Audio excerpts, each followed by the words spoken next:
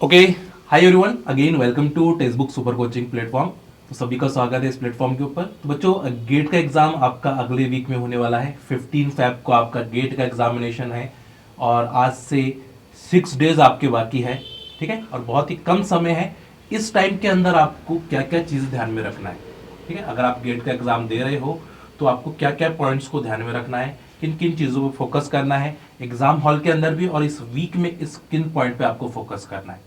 तो मैं दोनों भी स्ट्रेटेजी आपको बताऊंगा कि 6 दिन आपको कैसे यूटिलाइज करना है और उसके बाद एग्जाम हॉल के अंदर हमें कैसे बैठना है। ठीक है, तो चलिए पहले तो समझते हैं कि इस जो 6 डेज बाकी है आपके पास, आज की तारीख जो आ गई है 8 फैब आ गई है। ठीक है, 8 फैब आपकी है और 15 फैब को आपका एग्जाम है। केमिकल साइंस और केमिस्ट्री का जो एग्जाम है वो 15 फैब को होने वाला है। ठीक है, और बहुत ही कम समय आपके पास बाकी है, 6 to 7 डेज आपके पास बाकी है, यानी एक हफ्ते का समय पूरा है। आज भी सैटरडे है और अगले सैटरडे में तो आप भी एग्जाम देकर फ्री हो जाओगे। ठीक है, अब यहाँ पे आपके पास जो 6 डेज बाकी है, 6 to 7 डेज, क्योंकि लास्ट दिन जो होता है वो तो हम यूटिलाइज नहीं करते क्योंकि वो तो थोड़ा सा रिलैक्स होने के लिए होता है। तो इस 6 डेज को हम कैसे यूटिलाइज करेंगे, कैसे यूटिलाइज करेंगे। ठीक है, अब आपके दिमाग में आता है कि गेट का एग्जाम दे रहे हो तो यहाँ पे देखो ऑल क्वेश्चन कंपलसरी होती है। यहाँ पे सिलेक्टिविटी नहीं होती है नेट की जैसा कि अपन चलो 60 है तो उसमें से 25 चूज करना है। यहाँ पे ऑल क्वेश्चंस कंपलसरी होते हैं। जैसे कंपलसरी की बात कर रहा हूं मैं, तो हमें प्रैक्टिस उस हिसाब से करनी है। पार्ट ए के अंदर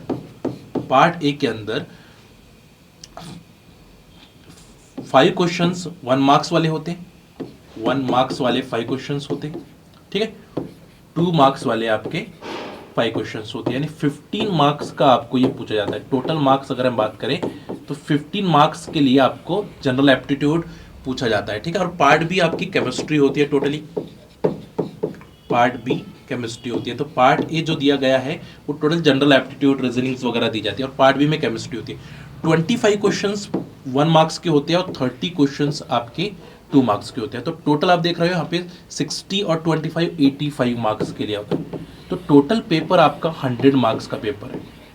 100 मार्क्स का आपका ये पेपर होने वाला है। ठीक है, अब हमें पता है कि इसमें कितने मार्क्स हम लेंगे तो अच्छी रैंक आएंगी, क्योंकि अच्छी रैंक आएगी जब भी आप ओएनजीसी डीआरडीओ वगैरह में अप्लाई कर सकते हो। अच्छी रैंक आएगी तो अच्छी इंस्टीट्यूट में आपको फेलोशिप मिलेगी। ठीक है, तो ये बहुत सारा इंपॉर्टेंट है।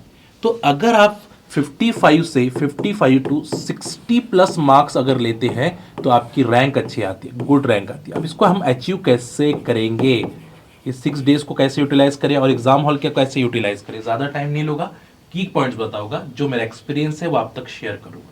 ठीक है, और ज़्यादा टाइम नहीं, क्योंकि टाइम बहुत ज़्यादा इंपॉर्टेंट है, इसलिए आपको मैं ज़्यादा आपका टाइम वेस्ट नहीं करूँगा। 5 से 10 मिनट में ज़्यादा लेने वाला हूँ आपके। ठीक है, देखिए 55 से 60 मार्क्स अगर आपको आते हैं, 60 प्लस मार्क्स आते हैं तो आपको अच्छी रैंक मिल जाती है। ठीक है, अच्छी रैंक मिल जाती है। अब यहाँ पे क्या होता है कि ऑल क्वेश्चंस कंपलसरी, तो यहाँ पे जितने भी क्वेश्चन आप देख रहे हो, this all questions are compulsory और 3 आवर्स का पेपर होता है। अब यहाँ पे टाइम मैनेजमेंट का इशू कभी नहीं आता है। यहाँ पे टाइम आपको भर भर के मिलेगा, आराम से रिलैक्स माइंड के आप साथ कर सकते हो। ठीक है, बट आपका जो की पॉइंट्स है ये यहाँ पे ध्यान रखिए कि जब भी आप पेपर को सॉल्व कर रहे हो, पेपर आप जब भी सॉल्व कर रहे हो तो क्वेश्चंस को एक बार नहीं रीड करना है, कम से कम 2 टाइम्स रीड करना है। 2 टाइम्स आपको उसको रीड करना है बस यहाँ पे, क्योंकि आपके पास टाइम काफ़ी है। आप 2 मिनट में भी एक क्वेश्चन करोगे तो आपका पेपर अच्छे से हो जाएगा। इसलिए आराम से क्वेश्चन को रीड करना है कि सिली मिस्टेक्स कम से कम हो, क्योंकि सिली मिस्टेक्स होने के चांसेस बहुत ज़्यादा हो जाते हैं। ठीक है, सेकंड है आपको यहाँ पे लगाना है मॉक टेस्ट अभी, क्योंकि मॉक टेस्ट अगर आपने अभी तक नहीं लगाए हैं तो आपको ये जो रेक्टिफायर मिस्टेक वाला कॉन्सेप्ट जो है वो पता नहीं चलेगा। तो आपको मॉक टेस्ट जरूर लगाए, मॉक टेस्ट को जरूर लगाना है। मॉक टेस्ट जो 3 आवर्स वाले मॉक टेस्ट है, अब क्योंकि यहाँ पे जो पैटर्न है आप सभी लोग जानते हैं, एमएसक्यू वाला पैटर्न मिलता है, एमसीक्यूज वाला पैटर्न आपके पास है और एनएटी है, एनएटी है। ठीक है, तो ये 3 पैटर्न, और इसके लिए हमने 2 मॉक टेस्ट रखे हैं इस वीक में। इस वीक के अंदर हमने 2 मॉक टेस्ट स्पेशली ये रखे कि ताकि आपकी प्रैक्टिस हो पाए। एक है वेडनेसडे को और एक फ्राइडे को, है ना, नोट करके रख लीजिए। वेडनेसडे और फ्राइडे को फुल लेंथ मॉक टेस्ट जिसमें एमएसक्यू एमसीक्यूज एनएटी है, तो आपसे क्या होगा कि यहाँ से आप अपने टाइम मैनेजमेंट को भी सीख लोगे और आपको जो नए क्वेश्चंस है, कुछ ऐसे क्वेश्चन जो जहाँ से आपको डायरेक्टली बन सकते हैं, वो इस मॉक टेस्ट के अंदर मिल जाएंगे और वो यूट्यूब पे अवेलेबल है। ध्यान में रखिए, फ्री ऑफ कॉस्ट, कोई चार्ज नहीं है। वाईटी के ऊपर सेशन होने वाला है, एक वेडनेसडे के दिन और एक फ्राइडे के दिन, ठीक है। तो मॉक टेस्ट जरूर लगाइएगा ताकि आप अच्छे मार्क्स गेन कर पाए, अच्छे मार्क्स गेन पाए। थर्ड है रिवीजन।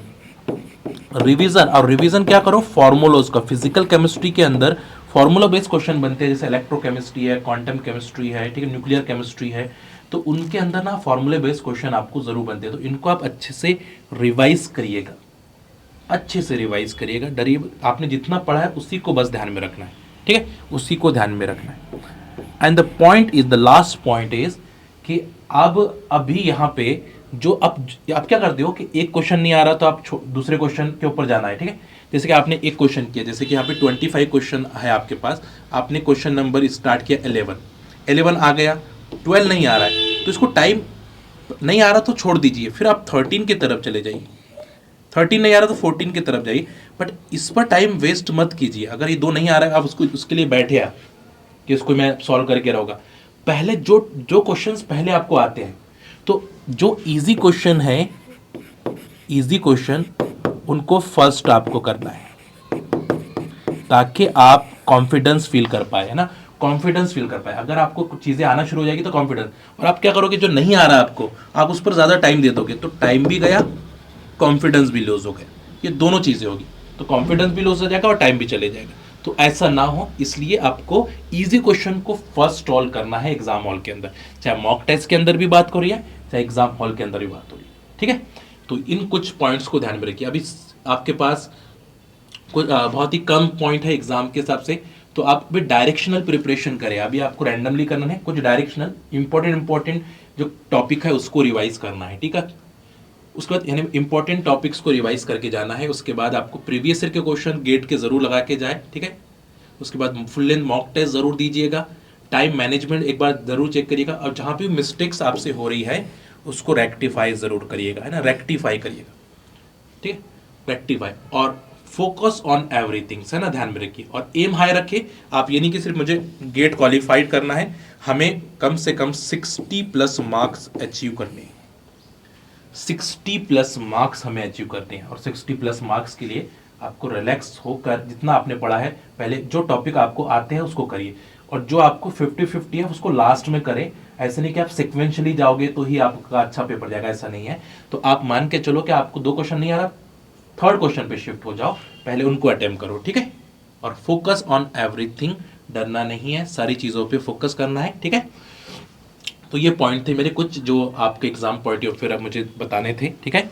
सेशन अच्छा लगा तो आप अपनी वैल्यूएबल कमेंट पुट कर सकते हैं, सेशन को लाइक ज़रूर करें, ठीक है। और बिल्कुल रिलैक्स होके जाइएगा, ठीक है। बस 1 वीक है आपके पास, इसमें रिलैक्स होके करना है, ठीक है। आप नेट की प्रिपरेशन कर रहे हो, गेट की प्रिपरेशन कर रहे हो, रिलैक्स, जितना रिलैक्स आप रहोगे, इतना स्टेबल आप रहोगे, उतना अच्छा प्रोडक्ट आपको मिलेगा। और जितने अनस्टेबल आप रहोगे, चाहे आप कितने भी अच्छे से प्रिपरेशन करो, तो कहीं ना कहीं गड़बड़ हो जाएगी, ठीक है। तो ये पॉइंट को आपको ध्यान में रखना है। चलिए, अब ज़्यादा टाइम ना लेकर मिलते हैं अगले सेशन में। सेशन को शेयर कर दीजिएगा अपने दोस्तों, जूनियर तक। Bye bye, take care.